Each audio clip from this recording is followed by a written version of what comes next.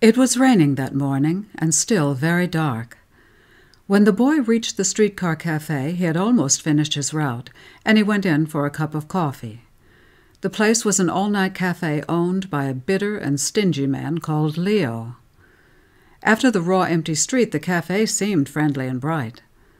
Along the counter there were a couple of soldiers, 3 spinners from the cotton mill, and in a corner a man who sat hunched over with his nose and half his face down in a beer mug. The boy wore a helmet such as an aviators wear.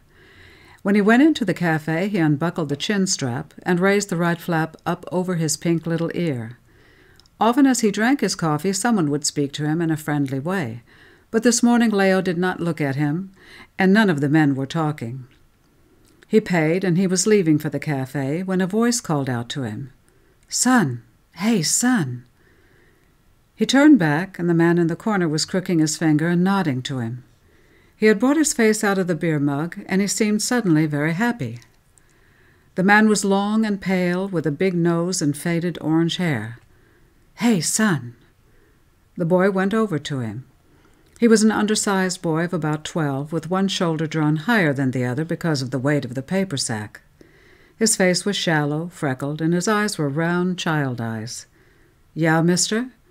The man laid one hand on the boy's shoulders, then grasped the boy's chin, and turned his face slowly from one side to the other.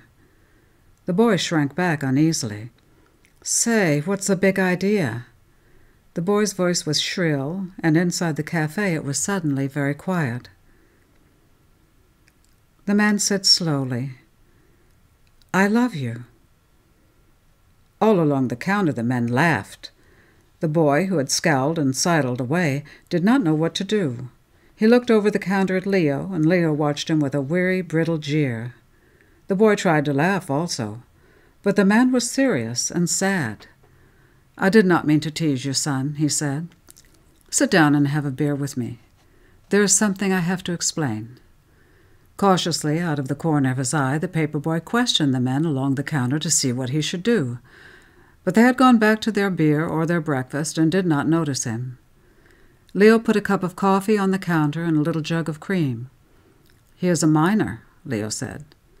The paper boy slid himself up onto the stool. His ear beneath the upturned flap of the helmet was very small and red. The man was nodding at him soberly. "It is important," he said. Then he reached in his hip pocket and brought out something which he held up in the palm of his hand for the boy to see. "Look very carefully," he said. The boy stared, but there was nothing to look at very carefully. The man held in his big, grimy palm a photograph. It was the face of a woman, but blurred, so that only the hat and the dress was wearing stood out clearly. "See?" the man asked. The boy nodded, and the man placed another picture in his palm. The woman was standing on a beach in a bathing suit. The suit made her stomach very big, and that was the main thing you noticed. "Got a good look?" He leaned over closer and finally asked, "You ever seen her before?" The boy sat motionless, staring slantwise at the man. "Not so I know of." "Very well." The man blew on the photograph and put them back into his pocket. "That was my wife." "Dead?" the boy asked. Slowly the man shook his head. He pursed his lips as though he was about to whistle and answered in a long-drawn way, "No," he said. "I will explain." The beer on the counter before the man was in a large brown mug. He did not pick it up to drink. Instead he bent down, and putting his face over the rim, he rested there for a minute. Then with both hands he tilted the mug and sipped. "Some night you're going to go to sleep with your big nose in the mug and drown," said Leo. "Prominent transient drowns in beer. That would be a cute death." The paper boy tried to signal to Leo. While the man was not looking, he screwed up his face and worked his mouth to question soundlessly, "Drunk?" But Leo only raised his eyebrows and turned away to put some pink strips of bacon on the grill. The man pushed the mug away from him, straightened himself, and folded his loose, crooked hands on the counter. His face was sad as he looked at the paper boy. He did not blink, but from time to time the lids closed down with delicate gravity over his pale green eyes. It was nearing dawn, and the boy shifted the weight of the paper sack. "I am talking about love," the man said. "With me, it is a science." The boy half slid down from the stool, but the man raised his forefinger, and there was something about him that held the boy and would not let him go away. 12 years ago, I married the woman in the photograph. She was my wife for 1 year, 9 months, 3 days, and 2 nights. I loved her, yes. He tightened his blurred, rambling voice and said again, I loved her. I thought also that she loved me. I was a railroad engineer. She had all home comforts and luxuries. It never crept in my brain that she was not satisfied. But do you know what happened? The man did not take his eyes from the boy's face. She left me. I came in one night and the house was empty and she was gone. She left me. With a fellow? The boy asked.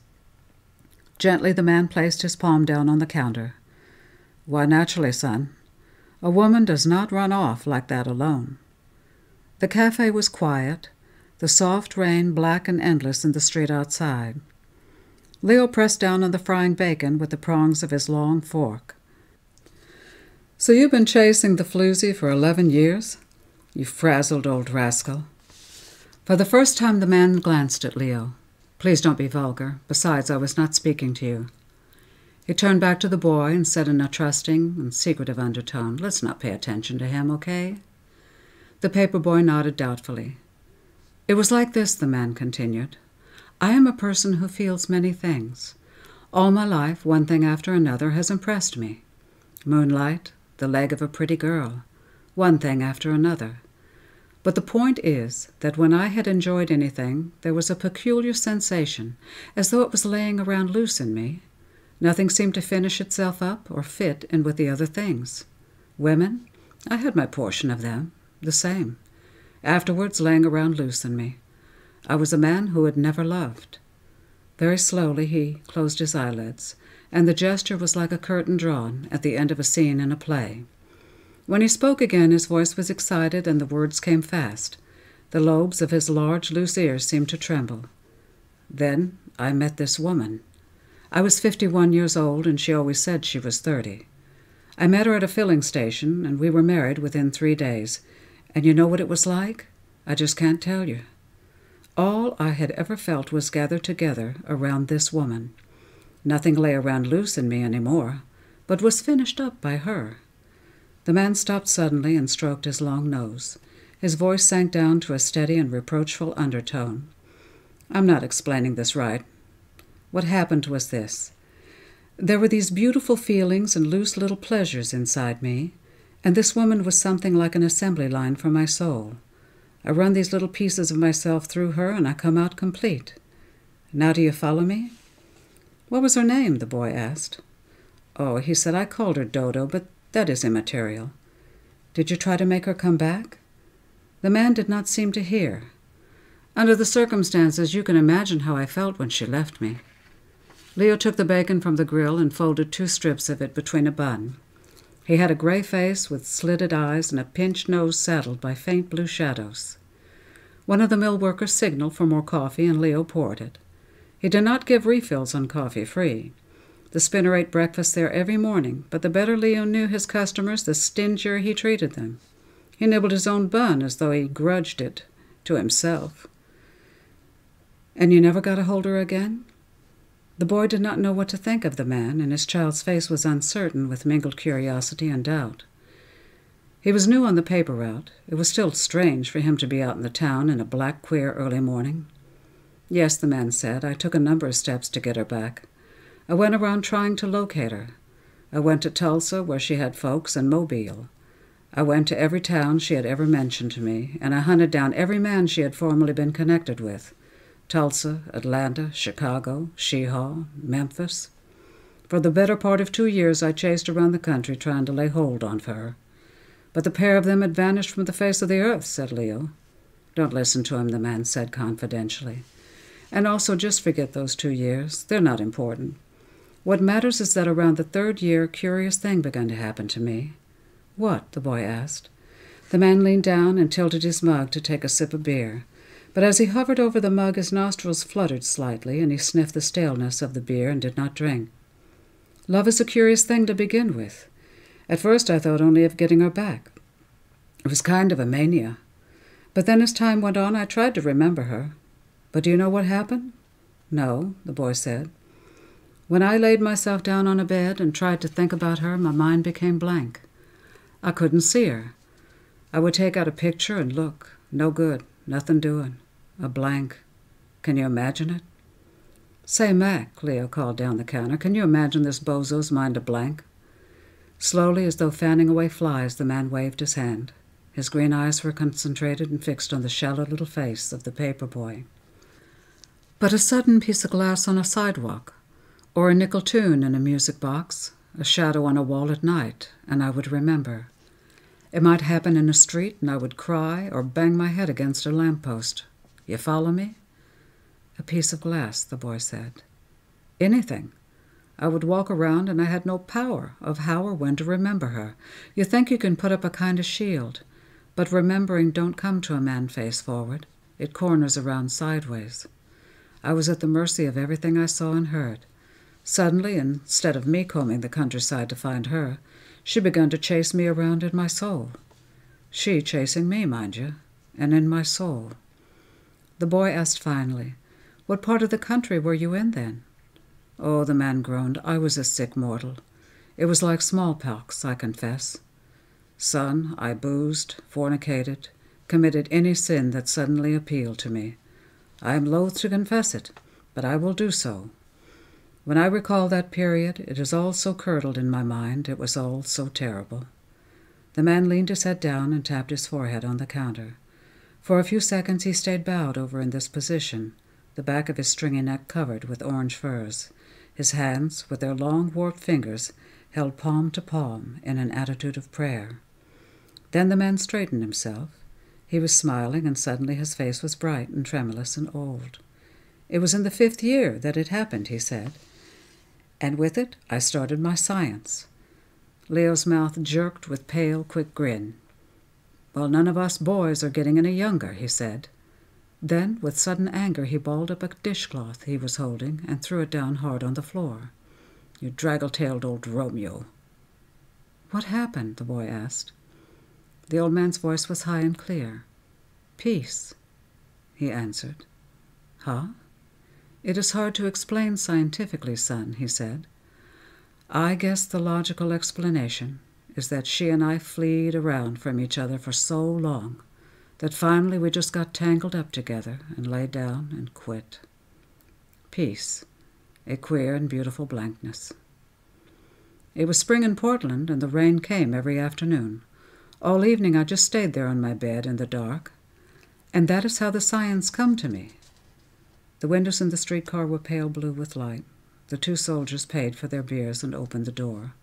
One of the soldiers combed his hair and wiped his muddy feet before they went outside. The 3 mill workers bent silently over their breakfasts. Leo's clock was ticking on the wall. "It is this, and listen carefully. I meditated on love and reasoned it out. I realized what's wrong with us. Men fall in love for the first time. And what do they fall in love with?" The boy's soft mouth was partly open, and he did not answer. "A woman," the old man said. "Without science, with nothing to go by, they undertake the most dangerous and sacred experience in God's earth. They fall in love with a woman. Is that correct, son?" "Yeah," the boy said faintly. "They start at the wrong end of love. They begin at the climax. Can you wonder it is so miserable?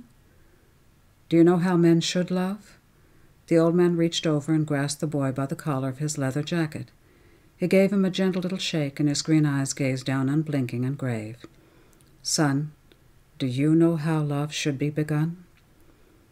The boy sat small and listening and still. Slowly he shook his head. The old man leaned closer and whispered, "A tree, a rock, a cloud." It was still raining outside in the street, a mild gray endless rain. The mill whistle blew for the 6 o'clock shift, and the 3 spinners paid and went away. There was no one in the cafe but Leo, the old man, and the little paper boy. The weather was like this in Portland, he said. At the time my science was begun. I meditated, and I started very cautious. I would pick up something from the street and take it home with me. I bought a goldfish, and I concentrated on the goldfish, and I loved it. I graduated from one thing to another. Day by day I was getting this technique. On the road from Portland to San Diego— "Oh, shut up," screamed Leo suddenly. "Shut up, shut up!" The old man still held the collar by the boy's jacket. He was trembling, and his face was earnest and bright and wild. "For 6 years now I have gone around by myself and built up my science, and now I am a master. Son, I can love anything. No longer do I have to think about it even. I see a street full of people and a beautiful light comes in me. I watch a bird in the sky, or I meet a traveler on the road. Everything, son, and anybody. All stranger and all loved. Do you realize what a science like mine can mean?" The boy held himself stiffly, his hands curled tight around the counter edge. Finally he asked, "Did you ever really find that lady?" "What? What say, son?" "I mean," the boy asked timidly, "have you fallen in love with a woman again?" The old man loosened his grasp on the boy's collar. He turned away, and for the first time his green eyes had a vague and scattered look. He lifted the mug from the counter, drank down the yellow beer. His head was shaking slowly from side to side. Then finally he answered, "No, son. You see, that is the last step in my science. I go cautious, and I am not quite ready yet." "Well," said Leo, "well, well, well." The old man stood in the open doorway. "Remember," he said. Framed there in the gray damp light of the early morning, he looked shrunken and seedy and frail, but his smile was bright. "Remember, I love you," he said with the last nod, and the door closed quietly behind him. The boy did not speak for a long time. He pulled down the bangs on his forehead and slid his grimy little forefinger around the rim of his empty cup. Then, without looking at Leo, he finally asked, "Was he drunk?" "No," said Leo shortly. The boy raised his clear voice higher. "Then was he a dope fiend?" "No." The boy looked up at Leo, and his flat little face was desperate. His voice urgent and shrill. "Was he crazy? Do you think he was a lunatic?" The paper boy's voice dropped suddenly with doubt. "Leo? Or not?" But Leo would not answer him. Leo had run a night cafe for 14 years, and he held himself to be a critic of craziness. There were the town characters and also the transients who roamed in from the night. He knew the manias of all of them, but he did not want to satisfy the questions of the waiting child. He tightened his pale face and was silent. So the boy pulled down the right flap of his helmet, and as he turned to leave, he made the only comment that seemed safe to him, the only remark that could not be laughed down and despised. "He sure has done a lot of traveling."